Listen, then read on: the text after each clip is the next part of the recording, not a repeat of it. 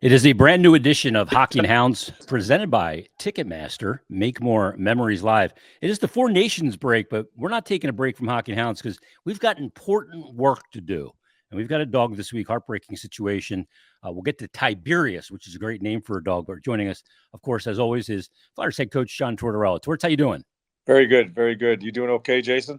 I'm doing really well today. Best day I've probably had in 6 months, to be honest with you. So I'm pretty damn happy about it. There you go. Good news. In honor of you where you are right now, I got my USA hockey hat on. There you go. You're at Four Nations. You're on the coaching staff of Team USA. I saw you. The Flyers tweeted out a picture. I saw you in the swag in the sweatsuit, the Four Nations patch and the USA on it. Looks good. Looks good on you. Yeah. Red, white, and blue. Red, white, and blue look good on you, Torts. Yeah, it's an honor. I just marvel at some of the talent we have on the ice. It's just scary. Guy Gaudreau was out here today. Joined us for dinner last night. Was introduced, spoke to the boys, and yeah, it's been a blast. It's some really good people. Guy, of course, has dedicated so much of his life to USA hockey as well, being a coach locally here and a great coach. What's it like to have him out there? I know it's part of the healing process for him, and part of him will never be healed. But to have him out there and all the boys getting to see Guy Gaudreau, because they all know Johnny and what a great kid he was and his brother. What's it been like with Guy out there? Yeah, you hate to have a light shine on him being out here because of the circumstance. It's a very sad circumstance, as we all know. But as I've said, we got such great athletes in our game. They have treated him so well. He made the rounds in the room last night at dinner. He was hanging out with Mike Eruzione, Robbie McClanahan, Mike Madonna was there. So we had some guests, and on the top of that list is Guy Gaudreau. I tell you, he's so gracious. He gets pulled 10 different ways. Everybody wants to try to help, and sometimes it's a lot. And but him, his wife Jane, the family, I just have so much respect on how they've handled this so graciously in such a really sad time. Torts, let me ask you about the hockey community. You've been part of it for basically your entire life. I have as well. In my 52 years, first time I got on the ice, I was 4 years old and been with this game ever since. It shaped me into the man that I am. And I see the battle that I'm going through, and I see what Guy Gaudreau is going through and how this hockey community really rallies around it. I mean, these people are helping me in an insurmountable ways I can't even use words to describe. And I'm sure Guy as well to some extent. What is it about the hockey community that just makes it such a great community to be a part of? Yeah, it's one of the greatest thing about sports, right? Sports is an entertainment business, but when you're in it, the greatest things that come out of it are the relationships, and those are forever. Everybody talks about how you become the person you are, and you go through experiences on the ice, off the ice, coaching. Guy has done so much coaching in his life. And the people he's met, and there's just a bond. And when someone's in need, I can't speak for the other sports. I'm sure there are great people there too, but this has been my life. It's been my family's life. It's treated us so well. We've been very fortunate, and to see how they surround this family, and just try to insulate it. Just try to insulate from, maybe take some of the pain away for a few minutes. And you know how it goes, Jason. Tragedy comes about. It's there, right, and wide open right there. But then people start getting on with their lives, right? The hockey world does it with Guy and his family. I think they're always going to be there, and we just hope. And I'm a very minority, but I'll speak for just knowing all the people around me right now out here. We certainly hope that we can be with them right on through, and that's what's neat about this. That's what's neat about sport. When you get involved in these situations. So true. You go back to the Humboldt tragedy a few years ago, the bus tragedy with the junior team, and sticks out for Humboldt, and people just always stepping up. And to me, the room. You and I talk about the room a lot, and you had to get that right here. The room is what shaped my life. Yeah, the hockey locker room, which smells like a garbage can, but to me is a smell that I associate with some of the greatest memories and shaping moments of my entire life I go into a room now, even if it's empty, and I get that vibe. I get that feeling again. Yeah, yeah, and that's what's so like my daughter's a school teacher, and I tell her, I'm just in a different room than you are. You know, Yep. you're trying to shape people's lives. I'm trying to do the same thing in the locker room, but the room itself, uh, to go through the experience as a school teacher, uh, any type of any type of situation dealing with a group of people, you come away with unbelievable experiences, some good, some bad, but it forms you, right? It just forms you to the person you are. And I yeah, and again with Guy, I did, I looked at him, across me at the table last night, and he's such a humble man, He and is. he just, he just I'm proud of him. He just handles himself so well, and in such a trying time, because it's a lot of people around him, and there are questions asked just to try to soothe him a little bit. He's terrific, and finally got to meet his wife real quickly at our game, when they were out there. They dropped the puck and all, and said hello to her while she was walking by our bench. And I know my wife and I are certainly looking forward, when the season slows down and it's over, that we're able to get together with them as families. That's fantastic. I just love the fact that he's there. He's given so much to USA Hockey. Oh Um, God. I saw a picture of you having or a video rather, of you having a conversation with a few of your players, and it was kind of like Torts talking with, I believe it was Austin Matthews, Jack Hughes, and I can't, maybe Jake Sanderson was the other player. And it's like, what's Torts telling them right now? And my response was, did you guys see the Eagles parade, or the Eagles win the Super Bowl, and the reaction in Philly the other day? You saw what happened with the Eagles. You saw the reaction. How does that help the Philadelphia Flyers? Yeah, and a lot of the boys were asking me, well, what's the city going to be like? I said, well, you know how it goes in Philly there. It is just pandemonium. The light And poles were greased. yeah, yeah, yeah. For me, I'm really happy for the coach. I don't know him. I've never spoke to him. I've listened to some of the narrative about him and some of the things that have gone on, uh, the good and bad, and coaches have to go through with that, right? But I read a nice story about him and his family, his kids. We forget that, right? Yeah, These humans. people that are, yeah, we're front and center. He's front and center, getting criticized all over the place, chanting his name. They want him out of there week 5 or week 6 or something. And to see, the thing that was cool for me is to see him and his family out there. And Yeah. yeah, I don't know, Nick. I know we went through a lot of shit, and I think he held strong, held to his convictions. I think his team surrounded him, believed in him, and they come away with it. And uh, I know we are thrilled out here. There's not a lot of Eagles fans on the team, but the Eagles fan, I was popping off pretty good as the game was done. We were having dinner at that time too, and it was a spanking. It was over, right? It Yeah. was quickly, and so I'm good. still shocked at what happened. I can't even Yeah, comprehend it. When you're going against Mahomes and that yeah, team. You almost can't even believe that that's what took place.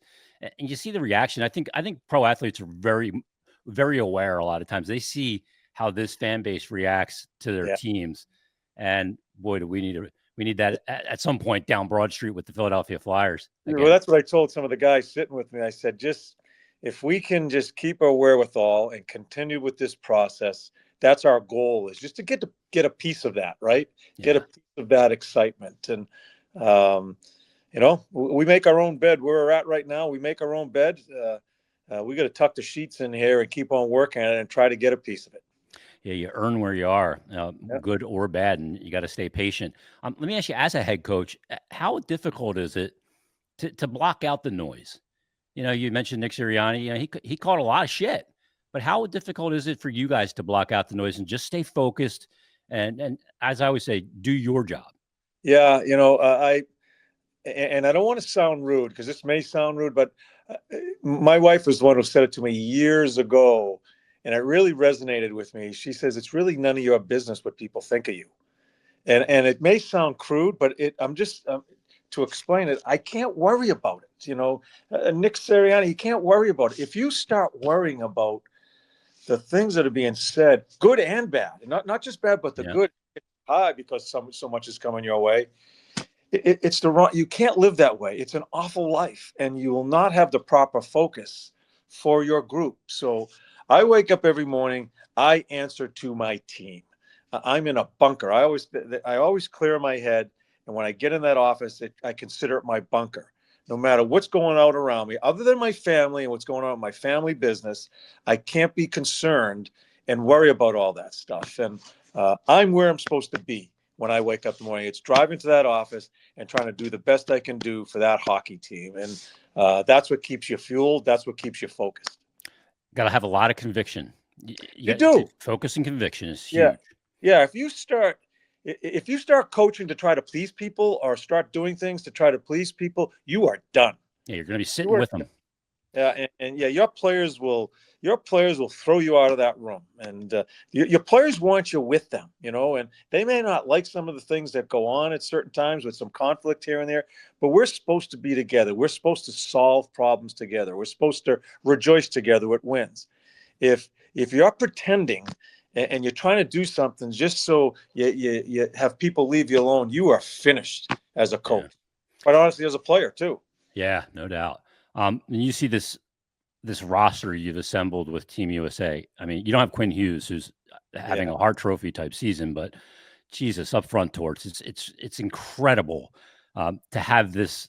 I mean, Team USA Hockey has come so far. Yeah. I mean, the goaltending you have between Hellebuck, Ottinger, and Swayman. I mean, you can't go wrong. You can pick the goalie out of a hat. Yeah. I mean, what's it like to assemble a group like this with the USA on the front? Well, we were on the ice 2 days ago. Was our first day on Monday, and I basically stood off on the boards as the practice started going on, and watching them go through the drills, and just watch how much skill, how much size was on the ice at one time. And USA Hockey's come a long way. This has to be one of the best groups ever as far as skill, the speed. I mean, I look at Jake Ottinger, the goalie. I didn't realize. I mean, he's huge, and so I was in awe. Because I'm in a different generation, right? These are really younger kids. I haven't really coached them a lot in international tournaments. It's been exciting for me just to meet them now, but to see where USA Hockey has gone to as far as the development of these players, it's just fantastic. You see a guy like Austin Matthews. A lot of people see him on the ice and they don't realize he's a hoss, man. He is a huge guy. He is one competitive guy too. I watch him practice. He is one competitive guy. Is that the common denominator, Torts? All these guys. You don't get on a team like this if you ain't got. You got to have talent. A lot of people have talent, but a lot of people can't compete. Yeah, it is. It's a different level. Yeah, it's a different level, and I think there's so much inner pressure when you get to it, like an all-star group like this, that if you're not ready to compete, you're going to have someone on top of you. It's not going to be a coach. It's going to be one of the teammates. And there's quite a bit of that inner pressure in that locker room. Yeah, you got the Kachucks there. JT Miller, I know you had a chat with as well. You guys are deep all over the place. You're back with Zach Werenski as well. That's great to see. Yeah. What's it like being back with your protege? Now you're his assistant, Mike Sullivan. You and Sully have been very close over the years. Yes, very close. Honored to flip roles here. He was my assistant in 2016, I think it was, and my assistant coach for a number of years. I watch him talk to the team, the opening meeting, and he has full command of that room. He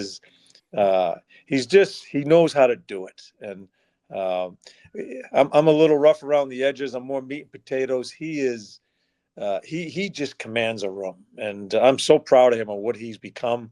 I do think he is the best coach, if not one of the best in anybody. He's right there, top three. That's a tough team to coach in Pittsburgh. Yeah, they're going through some tough times. They're kind of in between two, building and players getting older and all that. But I stood back there and watched him speak to the room, and he had full attention. It was really exciting to see. Yeah, that's the feeling I get from him. He's a guy that commands that attention. Yeah, and he's earned the attention he gets from his absolutely. He's players.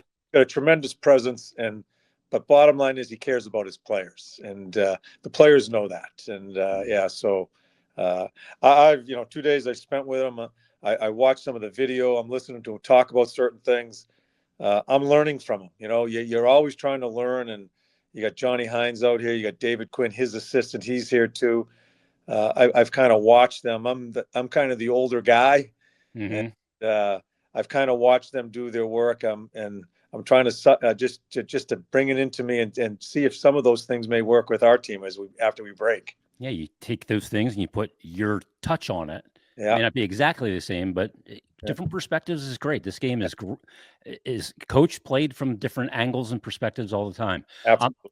Torts, let's get to our dog this week because this dog, Tiberius, is the dog's name, which first of all I think is a regal name for a dog. One of the best. Tiberius. That's one of the top 5 names in the dogs we've gone through here. That's a really interesting name. Yeah, that's like you Yeah. can't name like a French poodle Tiberius. Yeah, you got Tiberius is like a Russell Crowe, Maximus Decimus Meridius type name. Yes. That's a great name for a Yeah. dog. Yes, it is. Tiberius comes from the PSPCA, about 7 years old, pit bull mix, about 65 pounds. Now, Tiberius was found wandering in Germantown. He's blind, disoriented, and vulnerable, and he was brought to the PSPCA where the veterinarians found bladder stones, some so large they blocked his ability to even to urinate, which caused a lot of pain, as you can imagine. So he had emergency surgery to remove those stones and to clear away the infection, and he has been recovering. Now, Tiberius is a sweet pup, blind, but a big personality and a sweet, gentle soul and a lot of heart. We don't take on the easy ones to Yeah, get it done. We take them all on yeah. because they all deserve it. And every day we see this dog making huge steps. Let's get a video look here at Tiberius because you can see the one eye, but I mean, built like a plug. Yeah, that's the pity waddle there. That's for sure. The pity's got that waddle like I have, like the bad hips of a goalie waddle a little bit, a little Yeah. back end shake. Oh, he is adorable. Look at the tail. Yeah. He's really He's very well put together, that's for sure. And he's totally blind, right? I think we can see. Yeah. So, yeah, oh, unbelievably beautiful muscle tone. Like the shoulders on Tiberius are awesome. I always wondered, dogs have such incredible senses that, and an animal will make up for its deficiency in a sense in some other ways. I wonder how Tiberius and a blind dog does that. yeah. We have some friends that have blind dogs, and the sense of smell, and it needs, you need some guidance, absolutely, but the sense of smell is unbelievable how it helps them get along. You'd be surprised how the 2 dogs that I know that are blind, how they get along just fine. You feel sad about it, because they can't, Mhm. but they adapt pretty well, and it's going to take a special person, right, Jason? As far Yep. as this one here, this is a difficult one. We have to be aware. And see, oh gosh, so you can smell, you can see him. Oh, Yep. he's beautiful though. He knows where everything is by Yeah, that snout, but knows where yeah, it is, and you can use little audio cues for him as well. Just like he'll be able to pick up where you are, and that as well. And he's open to being adopted with other dogs, yeah, which is great. Confident, low energy dog. Maybe one that won't overwhelm him, but he's also open to meeting kids with families who understand he's been through a lot, and you got to be respectful of his needs and from a calm, reassuring voice as well. I think this is one of those dogs that's going to give you more than you're going to give the dog too. yeah, I think this is a win-win situation for anybody that wants to adopt or foster Tiberius. yeah. There'll be someone out there. Yep. This tugs on your heart, right? And Yeah. that's when you can draw some people in, when the situation that he's in right now. I don't even want to know what happened, but he's very well aware. Yeah. Yeah, absolutely beautiful dog, Tiberius. For all the adoption info on Tiberius and all the other dogs, you got to check out the Hockey and Hounds homepage at philadelphiaflyers.com/hockey and hounds. Again, philadelphiaflyers.com/hockey and hounds. And this weekend with the PSPCA, coming up on Saturday, hosting our Lonely Hearts adoption event. These Lonely Heart members are pups that have been waiting to find their families for over a year and may have a special need, kind of like Tiberius. Adopters can come meet some of our Lonely Hearts Club members with their best buddies outside of their kennels, including Tiberius. And we're hoping to find matches and heal the hearts of animals that have been waiting far too long. All adoption processes will be followed, including all household members must be present, including the resident dogs. The adoption fees will be waived for the members of our Lonely Hearts Club. And this event is at the PSPCA headquarters at 250 East Erie Avenue in Philadelphia. Again, 250 East Erie Avenue. And that's coming up this Saturday for the Lonely Hearts adoption event. And all the information, again, of course, is on PhiladelphiaFlyers.com/hockey and hounds. I love this dog. Yes. And the name fits, doesn't it? It is absolutely perfect. Great stuff. Torts, have a great week out there. Four Nations, best of luck. Go Team USA. We'll be checking in next week before you head back and get the season going again. Thanks for doing this as always. Man, great to hear your health is getting better and better, and appreciate being on.